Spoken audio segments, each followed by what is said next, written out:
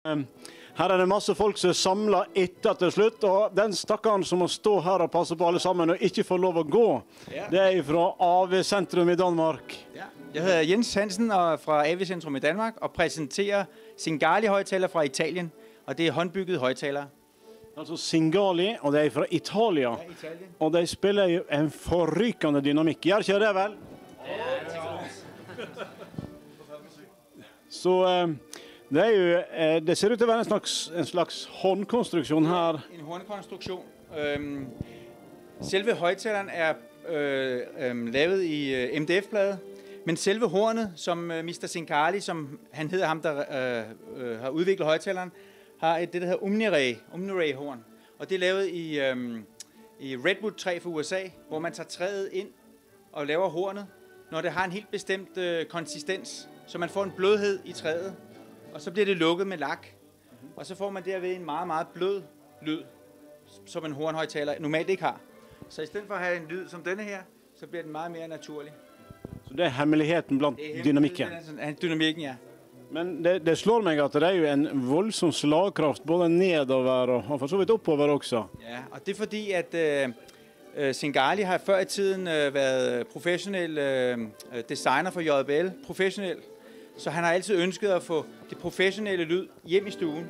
Så han vælger at bruge professionelle højtalere, basserne, PA-basser, som er omlavet eller omformet til hi-fi-brug, men stadigvæk dynamik som PA-brug. Derfor får man den kæmpe eksplosion og dynamik. Vi fik demonstreret det ganske tydeligt her i stad, så det er rigtigt. Forstærkeren du driver med her? Det er en kinesisk forstærker, en Sindac-forstærker, som er på 80-80 watt klasse A, og så den på 160 watt klasse AB. Ja. Og som CD, der har vi jo det fantastiske Elektrokompaniet, som også står på min ryg her. Og det er deres topmodel, der hedder 1 Up, som jeg synes er noget af det bedste inden for CD, som kan give en meget naturlig og varm lyd, ligesom en pladespiller, eller analog. Da er det et veldig spennende spørsmål som står igjen, og det er prisen på alt dette her. Hva priser det? Nå stålsetter vi oss litt. Hva koster dette her? Ja, altså nu kører vi med de her Singali-højtalere, hedder Home Monitor 2.12, og de koster 130.000. Ja. Forstærkeren den koster 20.000. Og CD-afspilleren koster 35.000. Du har nogle mindre Singali-modeller også? Jeg har mindre Singali-modeller. Jeg kan lige vise den her. Det er også den, der hedder Home Monitor-serien. Og det er en 2.8, det vil sige, det er en 8 tommer og en 1,5 tommer driver. Og prisen på sådan et sæt ligger på 33.000 cirka. 33, det var jo lidt snillere end den store. Ja. Og så har du en mellemting. En 10 tommer.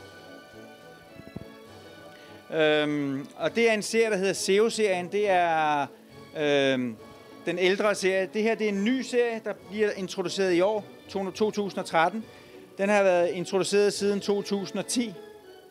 Og den hedder SEO-serie, og den ligger på omkring en 45.000 i piano-lak. For et par. Så 2 stykker. Så her bliver det fest i kveld? Her bliver fest i kveld. Ja, det er bra. Tusind tak skal du ha. Tak for besøget.